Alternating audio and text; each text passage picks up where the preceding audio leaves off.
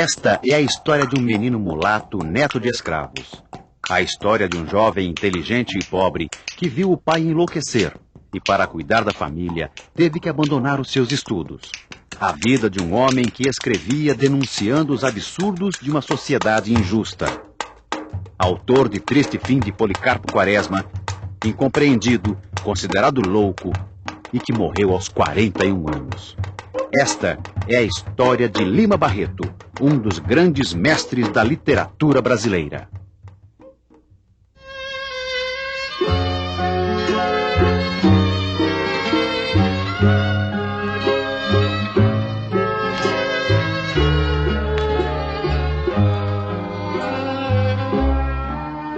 Afonso Henriques de Lima Barreto nasceu em 13 de maio de 1881, numa sexta-feira, na Rua Ipiranga, no bairro de Laranjeiras, Rio de Janeiro. Que ao amor tu dás abrigo, vem tirar dos olhos meus o pranto. Filho de João Henriques de Lima Barreto, tipógrafo da Imprensa Nacional, e de Amália Augusta Barreto, professora primária de um colégio que também funcionava na Rua Ipiranga.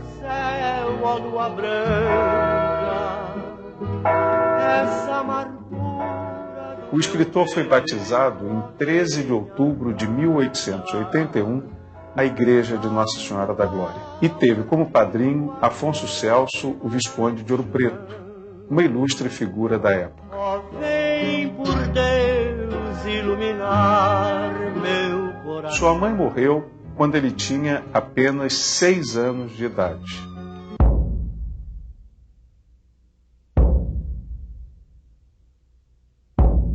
Ele participa com o pai da missa campal pela celebração da abolição da escravatura.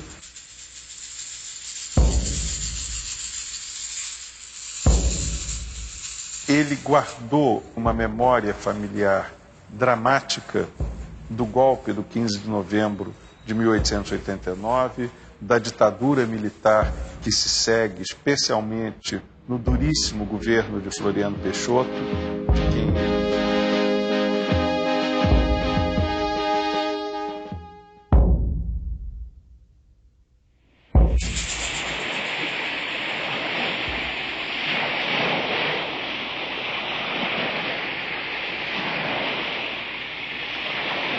Quando meu pai foi para a Ilha do Governador exercer um pequeno emprego nas colônias de alienados, recentemente fundadas pelo governo republicano, isto em 1890, a ilha vivia, por assim dizer, isolada do Rio de Janeiro, quase sem comunicações diárias com o centro urbano, abandonada pelos seus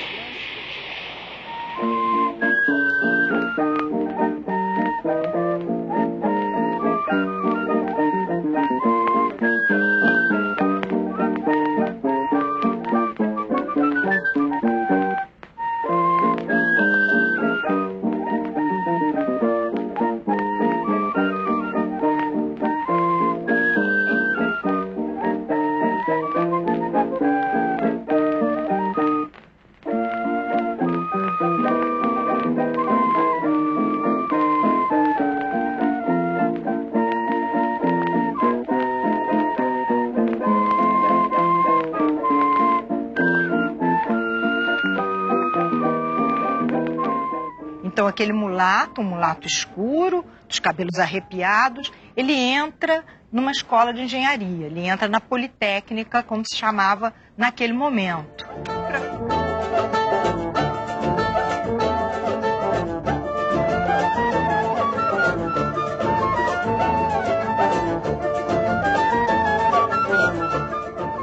Estudante já está se movimentando, já está interessado no jornalismo, já está namorando essa ideia de atuar escrevendo de uma forma a ser mais facilmente divulgada.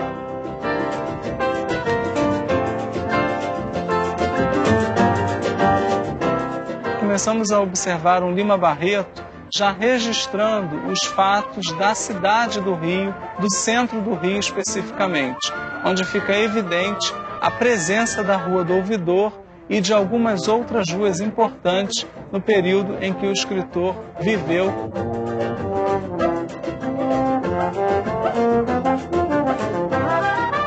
A gente tem cuidado, a gente não gosta de dizer, né, que existe racismo no Brasil, embora a gente saiba que existe e continue existindo.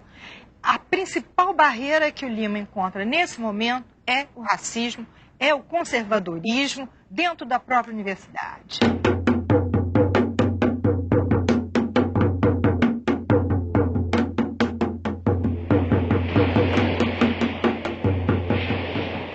Começa uma fase tenebrosa na vida do escritor. Na madrugada de 15 de agosto de 1902, o pai do escritor irá enlouquecer, tendo que abandonar os estudos da Politécnica.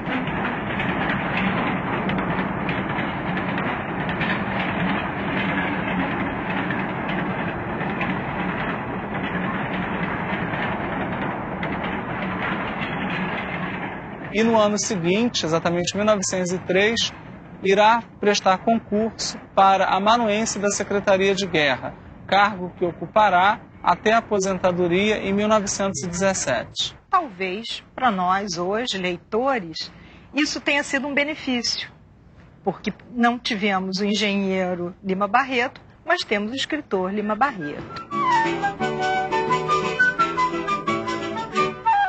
Dorinha, meu amor, porque me faz... Lima então começa a publicar.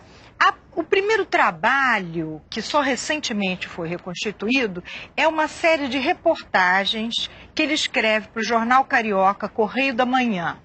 E é uma série de reportagens sobre os primeiros movimentos de demolição do Morro do Castelo, um grande morro no centro do Rio de Janeiro, e que se decide que, enfim, a cidade, né? A cidade não deve ter esse ar tão tropical.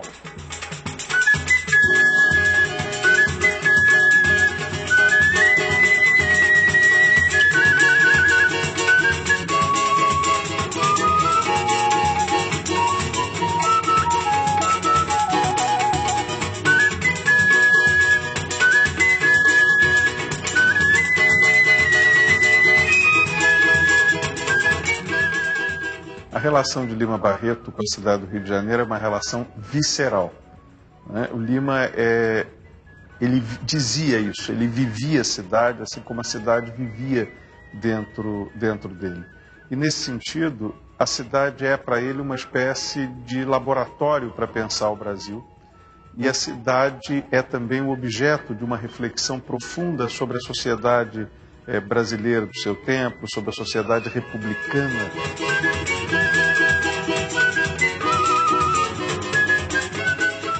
É assim que ele vai cunhar a expressão botafogano para identificar aqueles que, mesmo nascendo e vivendo no Rio de Janeiro e vivendo em Botafogo, viviam com a cabeça em Paris.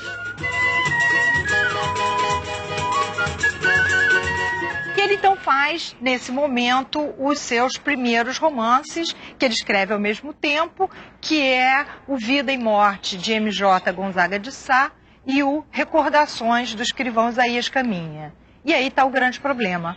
O Recordações, do escrivão Isaías Caminha é a história de um jovem aspirante a jornalista e que trabalha no jornal, e o Lima então cria uma série de personagens que todo mundo facilmente reconhece. O diretor do jornal, que é o Loberan, na verdade é Edmundo Bittencourt. Na vida real, naquele momento, o diretor do jornal Correio da Manhã. Mas, enfim, quando o livro, o romance, vai a público, Edmundo Bittencourt fica absolutamente enfurecido com a crítica que sofre no romance e decreta que o jornal, que era muito forte naquele momento, nunca mencione o nome de Lima Barreto. E isso vai fazer com que a imprensa um pouco se feche contra esse jovem escritor que, se tivesse tido uma recepção favorável, já faria sucesso imediatamente. Mas Lima continua escrevendo, e em seguida vai escrever o seu grande romance, que é O Triste Fim de Policarpo Quaresma. O machiste dueto, cantado por Isaura Lopes e Eduardo das Neves para Casa Edson, Rio de Janeiro.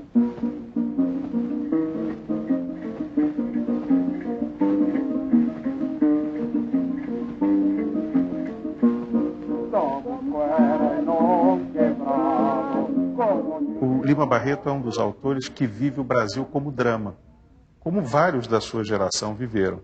Mas nele isso se dá de forma aguda e ele quase que cria o grande personagem da literatura brasileira da abertura do século XX. O Policarpo Quaresma ele expressa a crítica à República naquilo que para o Lima decepcionava quem havia acreditado no projeto civilizatório da República, né?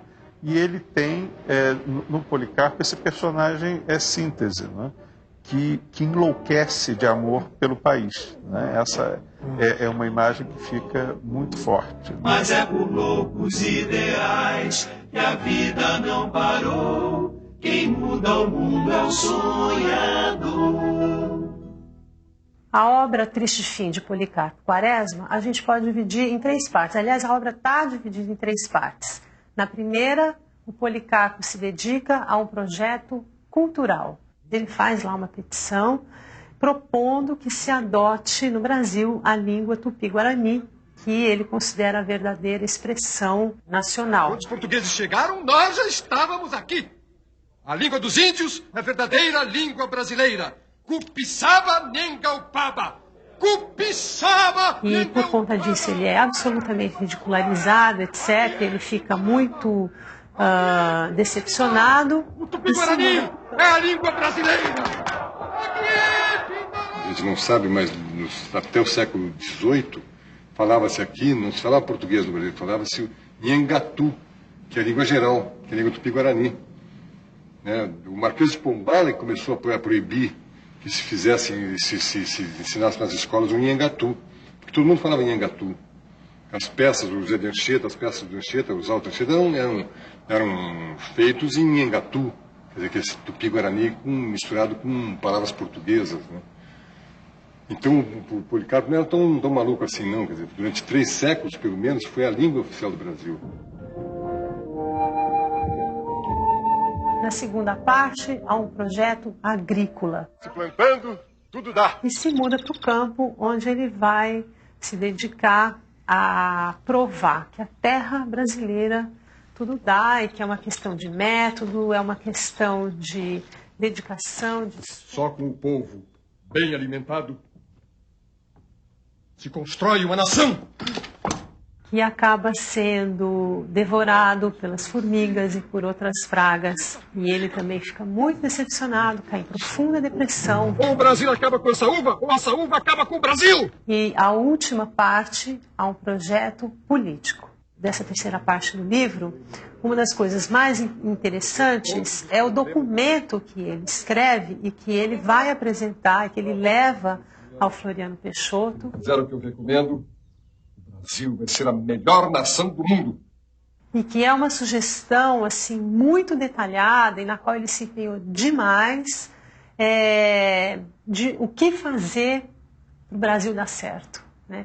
E é uma pergunta que a gente até hoje se faz. O que fazer para o Brasil dar certo? Marinha e conservadores exigem a queda do presidente Floriano Peixoto. Tenho de agir. Presidente, vírgula, peço energia. Sigo já. Exclamação.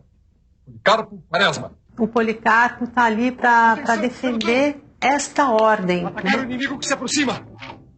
Sargento, distância aproximada. Floriano Peixoto ganha a guerra, mas ele começa a ver as atrocidades que são cometidas contra várias pessoas e começa a querer denunciar essas atrocidades. Estamos vivendo tempos de carnificina. E acaba sendo preso e morto pela própria ordem que ele ajudou a defender. Viva o povo brasileiro! Águia Epidurânima! Fogo!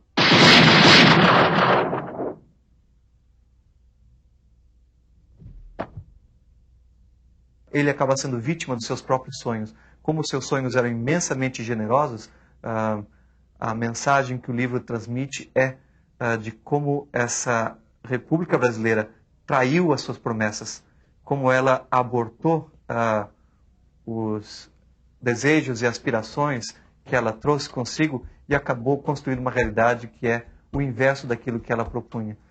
E como essa sociedade profundamente injusta e desigual ainda prevalece. Ele talvez tenha sido o primeiro homem a fazer ecoar de forma profunda esse sentimento de enorme injustiça.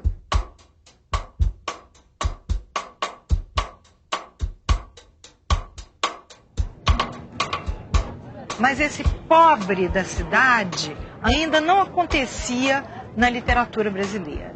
É com Lima Barreto que este personagem vai entrar no espaço elegante, nobre da literatura.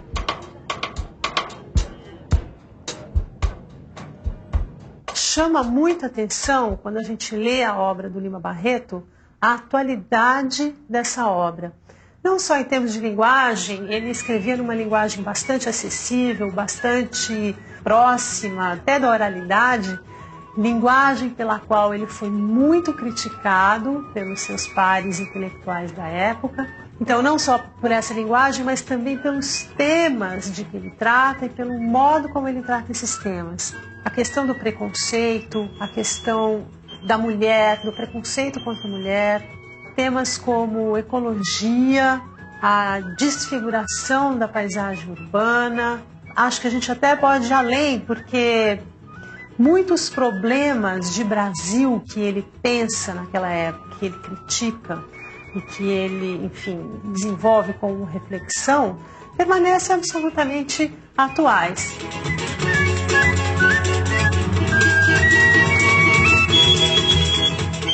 No caso do Lima Barreto, a tendência é prioritariamente fazer uma literatura realista, embora ele cultive muito um outro gênero pouco trabalhado, que é a sátira, né? Para os Undangas, é uma coleção de escritos toda satírica. Então, o que é uma sátira, né? Uma sátira é uma maneira de você falar da realidade sem falar desta realidade.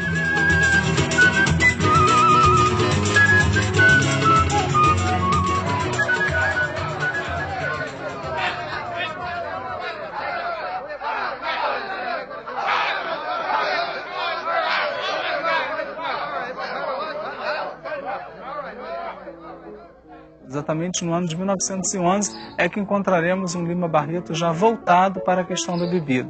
Isso será um grande problema durante esse período que seria o período mais útil da vida do escritor, que é exatamente quando ele tem 30 anos de idade. Encontraremos Lima Barreto em vários momentos largado pelo meio da rua, totalmente bêbado, entregue à bebida. Disso ele guardará grandes mágoas, porque é o que ele pensa a vida inteira, né? Não devo beber, principalmente em excesso. Lima Barreto é sim esse autor que trabalha muito o centro da cidade, onde as coisas estão acontecendo, os cafés, a Rua Nobre, que é a Rua do Ouvidor. Energia, vigor, saúde integral. Elixir de Nogueira, o grande depurativo do sangue. Elixir de Nogueira.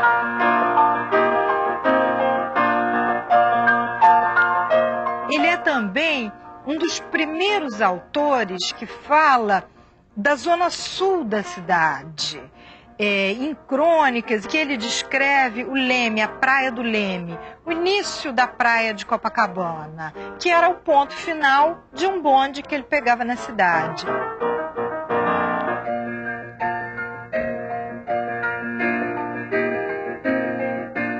Então é esse homem da cidade, né, que vai andando e vai falando e vai descrevendo e descreve vestidos das mulheres, os chapéus.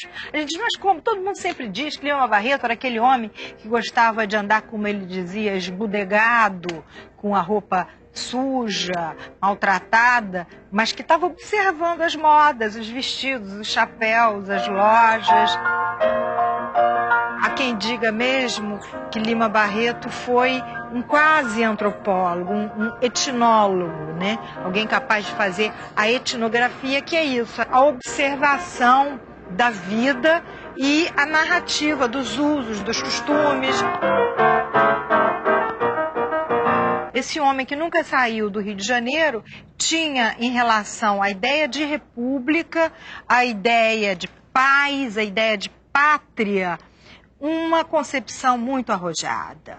Por exemplo, quando ele escreve durante a Primeira Grande Guerra, né, a Guerra de 14, ele já diz ao público os perigos que a ideia da defesa do nacionalismo, da ideia de pátria, pode acarretar se você joga um país contra o outro.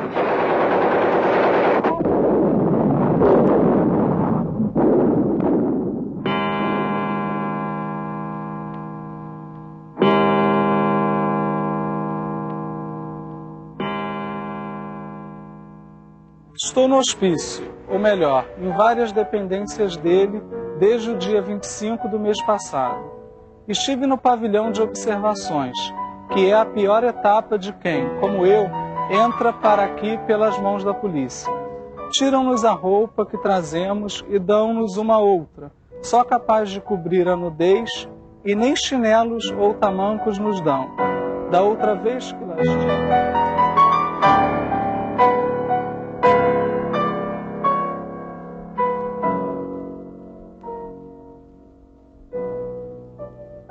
Se observarmos bem, não existe loucura propriamente. As internações que são feitas nesse período, a primeira internação se dá em 1914 e duas outras subsequentes que ele terá internado no hospício como um louco, são na verdade consequência do excesso de álcool.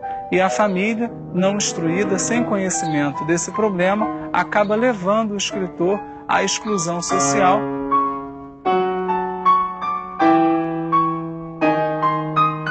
O Lima é um dos poucos brasileiros que compreenderam as transformações políticas e sociais internacionais do seu tempo, né? E o Lima foi solidário com essas transformações. Ele compreendeu o que era a Revolução Russa, o que significava a Revolução de 17 como corte com atraso, com o passado, né? E isso era muito singular dentro de uma literatura feita como sorriso da sociedade. A última internação de Lima Barreto se dá no Natal de 1919.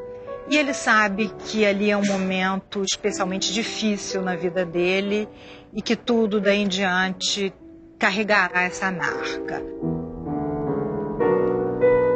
Da outra vez, fui para a casa forte e ele me fez baldear a varanda, lavar o banheiro, onde me deu um excelente banho de ducha de chicote. Todos nós estávamos nus, as portas abertas, e eu tive muito pudor. Eu me lembrei do banho de vapor de 2 E quando sai, Lima então está aposentado do serviço público, apesar de muito jovem, né? Com 38, em torno de 38 anos, bastante jovem se a gente pensar, né? Aposentado por causa dessas internações.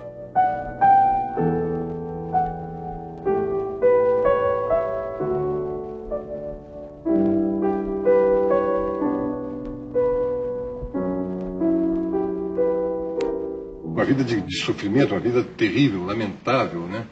Mas que é muito exemplo do que sofre um artista autêntico num país periférico como o Brasil, né? Em que a intransigência, você não ceder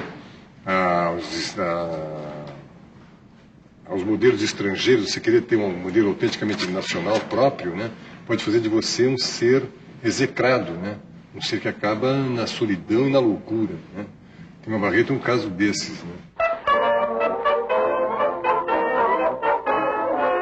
E no final da vida, Monteiro Lobato, que dá essa legitimidade maior ao romancista Lima Barreto, que no início da carreira pagava para ver seus livros publicados. Ele consegue ter uma edição melhor dos seus livros, ele consegue até ser remunerado pela publicação de contos e tudo mais.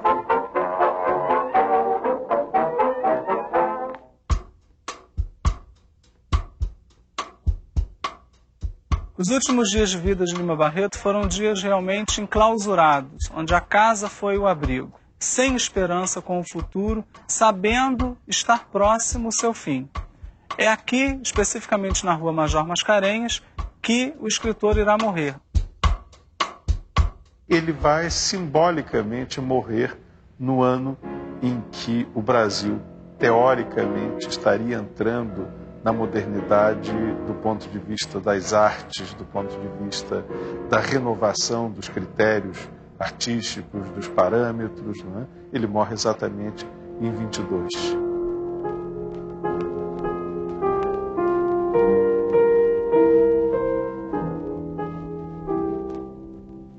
Um indicador simbólico do cosmopolitismo de Lima Barreto é o fato de que o escritor morre com a Revue du Deux Mondes nas mãos, uma importante revista francesa. Era um homem que olhava para o mundo do seu tempo.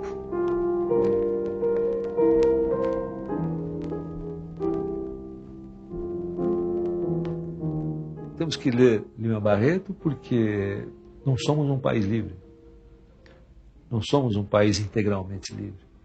Temos que ler Lima Barreto porque somos um país socialmente injusto.